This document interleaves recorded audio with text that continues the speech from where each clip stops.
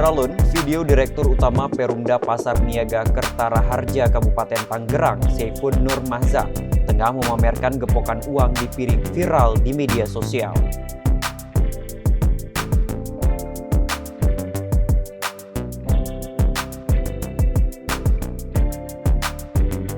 Diketahui video tersebut diambil pada tahun 2020 lalu dan diunggah di akun TikTok miliknya. Namun kini akun TikTok tersebut sudah di-private. Buntut beredarnya video tersebut, saat ini Inspektorat Kabupaten Tangerang tengah memeriksa Saifun Nur Mahza.